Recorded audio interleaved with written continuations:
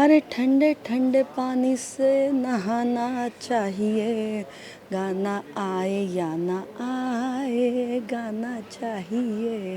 मी उभी आहे स्विमिंग पूलच्या जवळ आणि स्विमिंग पूलसुद्धा तेवढाच महत्त्वाचा असतो जेव्हा ते घर असतं बिग बॉस मराठीचं.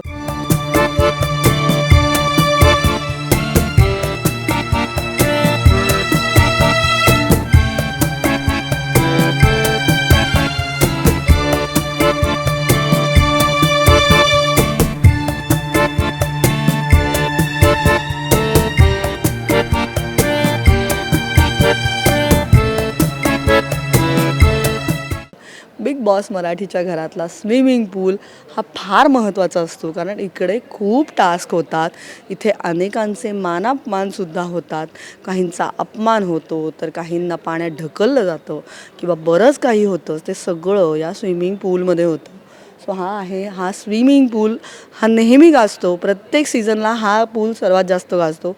आत्तासुद्धा हा पूल सुंदर दिसतोय, कारण इकडे जे 800 खिडक्या 900 दारं ही जी थीम आहे ती सगळी छान अशी दारं आणि खिडक्या या बॅकग्राऊंडला दिसत आहेत. त्यामुळे मला असं वाटतं की हा एरिया नेहमीपेक्षा यावेळेला आणखी छान आणि उठावदार दिसतोय, कारण हे घरच यावेळेला आणखी सुंदर आहे.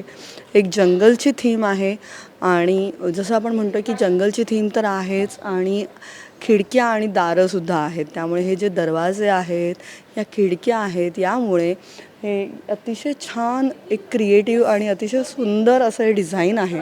आणि अर्थात स्विमिंग पूलच्या शेजारी नेहमीच आपण पाहतो की जिम एरिया असतो. सो ही आहे जिम, आणि जिम तर अतिशय नेहमीच छोटीशी जिम असते, पण ही जिमसुद्धा जे जिम रोज करतात त्यांच्यासाठी फार महत्त्वाची असते, कारण घराच्या बाहेर जे राहतात त्यांना जिमची काही उपकरणं मिळणं फार गरजेचं असतं. त्यामुळे ही ट्रेडमिल असेल किंवा हे सगळे वेट्स असतील, हे सगळे फार महत्त्वाचे असतात. आणि अर्थात नेहमीप्रमाणे इथे याही वेळेला ट्रेडमिल दिसते आहे आणि वेट्स दिसत आहेत. So yes, treadmill is important. Overall हा जो एक मेन एरिया, एक आउटसाईडचा सगळा जो एरिया आहे, कंपाऊंड एरिया, तर इकडे टास्क खेळले जातात. आणि मला असं वाटतं की टास्क खेळण्यासाठी ज्या मोठ्या मोठ्या लढ्या या कुस्त्या इकडे होतात, ज्याच्यावरनं खूप मोठे वाद रंगतात, जे सगळे मोठे मोठे भलेमोठे जे टास्क होतात ना, ते सगळे या एरियात होतात. त्यामुळे स्पर्धक अख्खा वेळ जेव्हा टास्क करत असतात ते सगळे फिजिकल टास्क इकडे होत असतात, आणि त्यामुळे हा एरिया फार महत्त्वाचा आहे. आपण पाहू शकतो माझ्या मागच्या साईडला इकडे हे जे सगळं ग्राउंड आहे, या ग्राउंडमध्ये हे सगळं ॲक्टिव्हिटी होत असते. त्यामुळे हा सगळा ॲक्टिव्हिटीचा एरिया आहे आणि इकडे खूप सारे टास्क होतात.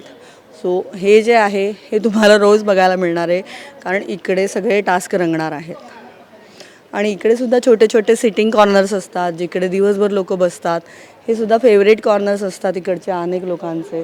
तसं इकडे काही फेवरेट हा सिटिंग कॉर्नरसुद्धा आहे. आणि इकडेसुद्धा एक छान असं पेंटिंग आहे दाराचं. त्यामुळे जी दरवाजांची थीम आहे ती वेगवेगळे दरवाजे आपल्याला पाहायला मिळत आहेत. कधी हे दरवाजे फेरी टेलमधले असतील तर कधी आणखी कुठले. आणि अर्थात याच एरियामध्ये हा बाहेरचा जो एरिया आहे, इकडेच एक छोटीशी रूमसुद्धा असते. आपण मागच्या सीझनला पाहिलं होतं की अरबाज, निकी इथे नेहमी बसलेले असायचे. त्यामुळे हा कुठेतरी एक लव बर्ड्स कॉर्नर असंही याला म्हणलं जातं, किंवा इथेसुद्धा काही टास्क होत असतात. इकडेसुद्धा ढकलाढकली झालेली आहे. त्यामुळे कुठेतरी हा एक छोटासा मेन जो ॲक्टिव्हिटी एरिया आहे त्याच्यातला हा बाहेरचा एक छोटासा अशी एक रूम असते. ही पण फार गोड केलेली आहे. त्यामुळे मला असं वाटतं हा खरंच लवबर्ड्स कॉर्नर होईल. आता यावेळेला कोण लवबर्ड्स होणार माहिती नाही, पण एक कपल कॉर्नर फेवरेट असतो तो म्हणजे हा असतो. आणि इथे एक दोघंच जणं बसतील असाच हा दोघांचा सोफा आहे. तोही फुलांनी छान सजलेला, आणि माझा फेवरेट पिंक आहे. त्यामुळे पिंक सोफा पुन्हा एकदा छान आहे. अर्थात इकडे सुद्धा आरसा आहे. त्यामुळे आरसे खूप असतात बिग बॉस मराठीच्या घरात, हे मला खूप आवडतं. आणि छान एक वेलींनी आणि असं त्या जंगल थीमनी नटलेला, पण तरीही थोडासा कोझी असा एक क्यूट कॉर्नर असं मी याला नाव देईन. तर हा कोझी कॉर्नर मला खूप आवडलेला आहे. तुम्हालाही आवडला असेल, I am sure about it.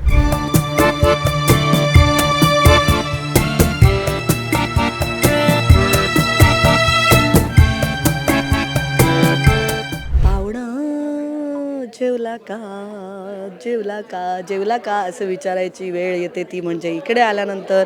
कारण किचनमध्ये आधी काय बनवलं जाणार आहे त्याच्यावर माणसं काय जेवणार आहेत हे ठरणार आहे. त्यामुळे हा आहे किचन एरिया आणि हे अतिशय भारी किचन आहे. मी म्हटलं असं की बिग बॉस मराठीच्या घरात सगळंच भारी असतं, लय भारी असतं आणि असं छान रॉयल पण असतं. त्यामुळे अशी सुंदर सुंदर कढया आहेत जे पाहून याच्यात काहीच बनवू नये असं वाटतंय खरं तर, पण खूपच छान असे आहे सगळे. हे आहेत कढया आहेत, भांडी आहेत मस्त आणि हे सगळे छान असे सुंदर असे सगळे कंटेनर आहेत मस्त असे. त्यामुळे असं वाटतंय की वा वा हे किचन खरंच किती छान आहे. आणि याचीसुद्धा एक थीम आहे. जसं मी म्हटलं की सगळ्याच घराची एक छान एक कुठेतरी जंगल थीम आहे, एक छान अशी वाईल्ड थीम आहे. तशी इकडे सुद्धा एक छान ग्रीन थीम आहे आणि अख्खं किचनच कुठेतरी ग्रीन केलेलं आहे. त्यामुळे गो ग्रीन असा संदेश द्यायचा आहे की काय बिग बॉसला हे सुद्धा मला वाटतं आहे. कारण हे सगळं किचन असं छान हिरवंगार आहे. त्यामुळे असं पाहूनच असं छान वाटतं आहे. म्हणलं ना की हिरवा रंगाने असं डोळ्याला खूप छान वाटतं कारण तो असं झाडांचा रंग असतो. त्यामुळे इथे सुद्धा असं मस्त ग्रीन आहे. इथे छान पेंटिंग्ज आहेत. या प्रत्येक याला खूप अशी जुनी विंटेज स्टाईल पेंटिंग दिसत आहेत. आणि हे सगळं अर्थातच किचनचे सगळे भांडी आहेत आणि इथे आता कोणाला भांडी घासायचा ट्रॉमा आहे ते आपल्याला कळेलच. पण आता या सीझनमध्ये काय असणार आहे ते आता बघायलाच लागेल. पण इथे ना एक फार अतिशय सुंदर एरिया आहे.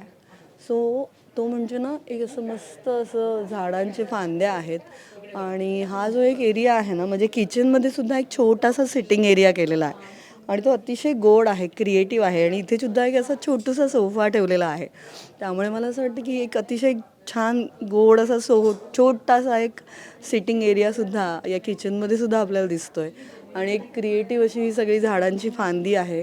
त्यामुळे ते असं छान फळं झाडं आणि इथे असे ते पक्षी काढलेले. त्यामुळे हा एरिया पण खूप असा मस्त सुंदर केलेला आहे आणि उमंग कुमार जे याचे डिझायनर आहेत त्यामुळे खूप छान डिझाईन केलेलं आहे.